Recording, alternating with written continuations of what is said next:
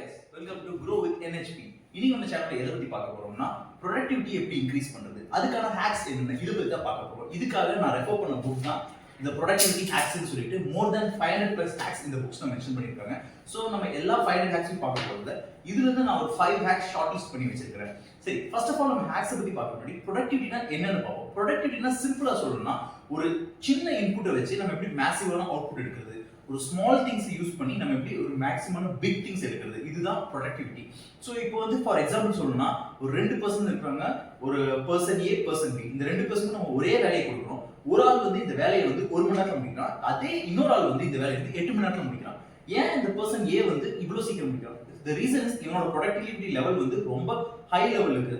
Person பிக்கு வந்து ப்ரொடக்டிவிட்டியை காட்டி சுத்தி நிறைய டிஸ்ட்ராக்ஷன்ஸ் இருக்கு. ஒரு காஃபி குடிக்கிறது, இல்ல இடையில எங்கேயோ ஒரு யோசனை இருக்குது, இப்படின்னு சொல்லிட்டு அவன் டைம் வந்து ரொம்ப டிஸ்ட்ராக்ஷன்ஸா வச்சிருக்கான். சரி, இப்போ நம்மள நிறைய பேர் வந்து இந்த பர்சன் பி மாதிரி தான் இருக்கும். இந்த பர்சன் பில இருந்து இந்த பர்சன் ஏக்கு நம்ம மாற என்ன பண்ணணும், அதுக்கு தான் இந்த புக்ல சொல்லியிருக்க ஹேக்ஸை வந்து நம்ம யூஸ் பண்ண போறோம். சரி, ஹேக் நம்பர் 1 சிம்பிளா சொல்லணும்னா இங்க நான் மென்ஷன் பண்ணிருக்க ஹேக் நம்பர் 1 ஹானஸ்டி. ஹானஸ்டினா என்ன? விராட் கோலி அனுஷ்கா சர்மா ஒரு இன்டர்வியூல கேக்குறாங்க. விராட் கோலி கிட்ட அனுஷ்கா சர்மாவை பத்தி கேக்குறாங்க. நீங்க வந்து அனுஷ்கா சர்மாவை பார்த்து ரொம்பவே அட்மையர் பண்ற விஷயம் என்ன? விராட் கோலி சிம்பிளா சொல்றாங்க, அவங்களோட ஹானஸ்டி வந்து நான் ரொம்ப அட்மையர் பண்றேன், அவங்க ஹானஸ்டா இருக்கிறது எனக்கு ரொம்ப பிடிக்கும், ஷீ இஸ் சூப்பர் ஹானஸ்ட் அப்படிங்கிறாரு. சரி, இவ்வளவு பெரிய டாப்ல இருக்கிற 2 பேர் ஏன் ஹானஸ்டி பத்தி பெருசா பேசுறாங்க? நேர்மையாக்குறது வந்து என்ன அவ்வளவு பெரிய விஷயமா? ஆமா, நீங்க ஒரு முகேஷ் அம்பானியே எடுத்துக்கோங்க, இல்ல வாரன் பஃபெட் எடுத்துக்கோங்க. அவங்க வந்து தன்னை விட ஸ்மார்ட்டா இருக்கிற பீப்புள், தன்னை விட காம்பிடென்டா இருக்கிற பீப்புள் விரும்புவாங்க. பட் ஆனா இது 2 இருந்து அவங்க கிட்ட ஹானஸ்டி இல்லாட்டி அந்த பர்சனை கண்டிப்பா அவங்க கிட்ட வச்சுக்க மாட்டாங்க. ஏன்னா இந்த 2 இருக்கிறவன் ஹானஸ்டி இல்லாம இருந்தாங்கன்னா அது ஒரு மிகப்பெரிய டேஞ்சர்னு சொல்லி வாரன் பஃபெட், வேர்ல்டு இருக்கிற டாப் 10 ரிச்சஸ்ட் மேன் இருக்கிற வாரன் பஃபெட்டே சொல்லியிருக்காரு. இது அவங்க வந்து மிகப்பெரிய டேஞ்சரஸான பர்சன். ஸோ இன்டிகிரிட்டி ரொம்ப ரொம்ப ரொம்ப முக்கியம். இன்டிகிரிட்டி ஹானஸ்டி 2 ஒன்று தான். சரி, செகண்ட் என்னன்னு பார்ப்போம். செகண்ட் வந்து ஆர்டர். இப்போ வந்து என் டெஸ்க் எடுத்துக்கிட்டீங்கன்னா ஃபர்ஸ்ட் வந்து இந்த டெஸ்க் இப்படி இருந்துச்சுன்னா ரொம்ப டிஸ்ஆர்கனைஸ்டா இருந்துச்சு. அதாவது பேப்பர் இங்க இருக்கும், பென் இங்க இருக்கும், புக்ஸ் அங்கெல்லாம் பறந்து கிடக்கும், இந்த மாதிரி நிறைய விஷயம் இப்படி இருக்கும். பட் ஆனா அப்படி டிஸ்ஆர்கனைஸ்டா இருக்கும்போது எனக்கு ஒரு பீஸ் ஆஃப் மைண்டே இருக்காது. ஒரு வேலை செய்தி திடீர்னு எனக்கு வந்து எடுத்து நான் நோட்ஸ் எழுதணும் போது நான் பென் எந்த இடத்துல நான் தேடுவேன், பேப்பர் எந்த இடத்துல தேடுவேன். ஒரு என் டெஸ்கே வந்து ஒரு ரொம்ப கிளம்சியா இருக்கு. சரியா, அந்த டைம் வந்து என்னோட ப்ரொடக்டிவிட்டி லெவல் வந்து கண்டிப்பா 100ல இருந்து 70% வந்து குறைஞ்சிடும். ஸோ அதுல இருந்து எனக்கு ஒரு மிகப்பெரிய டிராபேக்.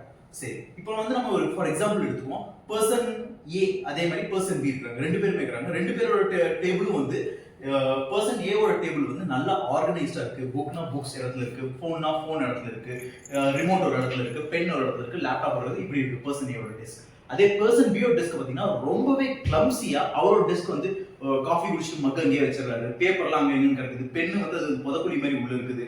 அப்புறம் அவரோட லேப்டாப் எங்க இருக்குன்னு அவருக்கு தெரியல, அவர் லேப்டாப்போட சார்ஜர் வேற ஏதோ ரூம்ல வச்சிருக்காரு. இப்படி வந்து ரொம்ப கிளம்சியா வச்சிருக்காரு. இப்போ அந்த கம்பெனியோட மிகப்பெரிய மேனேஜர் வந்து என்ன சொல்றாருன்னா 2 பேத்துக்குமே ஒரு ப்ராஜெக்ட் கொடுக்குறாரு.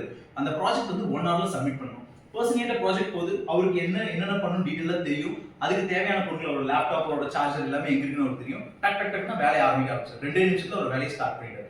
அதே person B even though person A விட அதிகமான இன்டெலிஜென்ஸ் இருந்தாலும் அவரோட டெஸ்க் ஆர்கனைசர் இல்லாதங்காட்டி இது எங்க அதுங்கன்னு தேடுறாரு. ஓ, பென்னா பேப்பரா அப்படின்னு சொல்லி அவர் தேடி முடிச்சு எடுத்து ஆரம்பிக்க 20 நிமிஷம் முடிஞ்சிருது. அந்த 20 நிமிஷம் கழிச்சு அவர் ஆரம்பிச்சு உட்கார்ந்து பண்ண ஆரம்பிக்கிறாரு. அப்போ வந்து 40 மினிட்ஸ் தான் அவரோட வந்து கான்சென்ட்ரேட் பண்ண முடியுது. ஸோ இங்க பார்த்தோம்னா இதுலயே ஒரு 40% ஆஃப் ப்ரொடக்டிவிட்டி கெட் ஃபுல்லாமே டெஸ்ட்ராய் ஆயிடுது. ஸோ நம்மளோட டெஸ்க்கை, நம்மளோட பிளேஸை, நம்மளோட ரூமை, நம்மளோட பெட்டை என்னைக்குமே வந்து ஆர்கனைஸ்டா வச்சுக்கணும். இதுதான் productivity hack number 2. Hack number 3 என்னன்னா வாக்கிங். ஓகே, இப்போ வந்து நம்ம திடீர்னு வேலை பார்த்துட்டு இருப்போம், நமக்கே வந்து நம்மள அறியாம வந்து ரொம்ப சோர்வா இருக்கும், நம்மளால வந்து திடீர்னு கான்சென்ட்ரேட் பண்ண முடியாது, நம்ம ஃபோக்கஸ் வந்து ஸ்க்ளட்டர் ஆக ஆரம்பிச்சிடும்.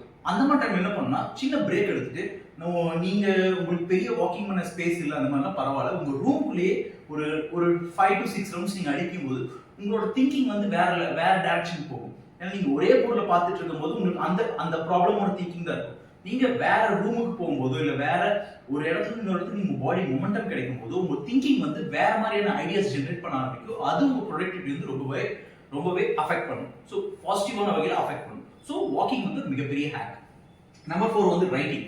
அதாவது இப்போ நம்ம ஒரு ப்ராஜெக்ட் எடுத்துப்போம், ப்ராஜெக்ட் ஆரம்பிச்சாச்சு, அப்படி ஆரம்பிச்ச கடைசியில் அந்த ப்ராஜெக்ட்ல வந்து நம்ம ஒரு கன்ஃபியூஸ்டான ஸ்டேட்குள்ள போயிடுவோம். நம்ம என்ன பண்ணிட்டு இருக்கிறோம், நம்ம கரெக்டாக தான் பண்றோமா, இந்த ப்ராஜெக்ட் நம்ம ஒழுங்கா பண்றோமான்னு சொல்லி நிறைய கன்ஃபியூஷன் இருக்கும்.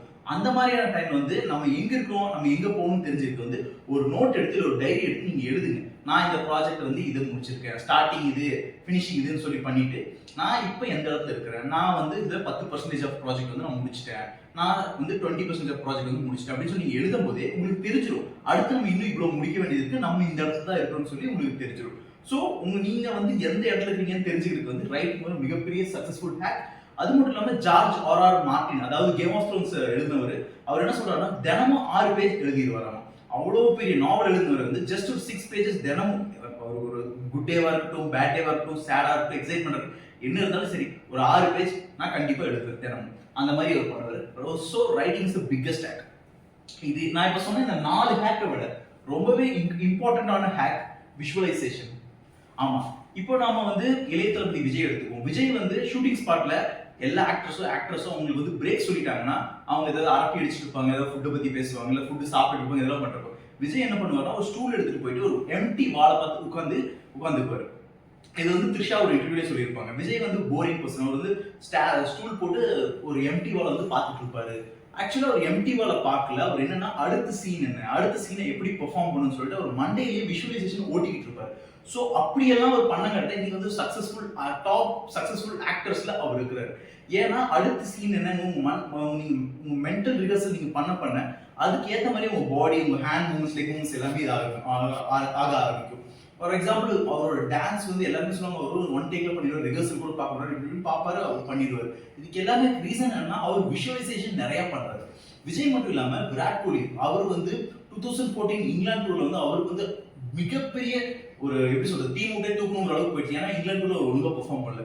மறுபடியும் ஆஸ்திரேலியா ஒரு சான்ஸ் கிடைக்குது, அந்த டூர்ல போயிட்டு செஞ்சுரி அடிக்கிறாரு. அடிலைட்ல வந்து போத் இன்னிங்ஸ் டெஸ்ட் மேட்ச்ல வந்து செஞ்சுரி அடிக்கிறாரு. இதுக்கான ரீசன் என்னன்னு கேட்கும்போது அந்த இங்கிலாந்து டூர் முடிஞ்சோடனே இந்த ஆஸ்திரேலியன் டூர் அவங்க அறிவிச்ச உடனே, அதாவது ஒரு 2 to 3 months prior வந்து அவர் விஷுவலைசேஷன் பண்ண ஆரம்பிச்சார். அங்க போட போற bowlers Mitchell Johnson, Mitchell Stark, இந்த பால்லாம் நான் பவுண்டரி அடிக்கிறேங்கிற மாதிரி மனசுக்குள்ளேயே விஷுவலைசேஷன் பண்ண ஆரம்பிச்சார். இப்படி விஷுவலைசேஷன் அவர் பண்ண அங்க ஃபீல்டுக்கு போகும்போது அவர் எதுவுமே பண்ண தேவையில்லை. ஜஸ்ட் அவங்க போடுற பால் வந்து ஒரு பேட்டை காட்டணும், அவ்வளவுதான். ஏன்னா அவருக்கு தெரியும் இதெல்லாம் நடக்க போகுது, இதெல்லாம் விஷுவலைஸ் ஏற்கனவே பண்ணிட்டு இதெல்லாம் நடக்க போகுது. ஸோ ஜஸ்ட் வந்து அது ஆளுக்கு வந்து அவர் ஹெல்ப் பண்றாரு. இதுக்கான மிகப்பெரிய ரீசன் வந்து லா ஆஃப் அட்ராக்ஷன். இங்க நீங்க எந்த விஷயத்தை வந்து ஸ்ட்ராங்கா விஷுவலைஸ் பண்ணி உங்க மண்டையில நீங்க எத்தனை வாட்டி ஓட்டிட்டே இருக்கீங்களோ அதுக்கேற்ற மாதிரி அங்க யூனிவர்ஸ் வந்து அந்த விஷயத்த நடத்துறதுக்கு வந்து உங்களுக்கு ஹெல்ப் பண்ணும். சிம்பிள். இதுதான் நம்ம இன்னைக்கு பார்த்த 5 ஹேக்ஸ். இது பத்தி நீங்க என்ன நினைக்கிறீங்கன்னு சொல்லி கீழே கமெண்ட் பண்ணுங்க. தேங்க்யூ.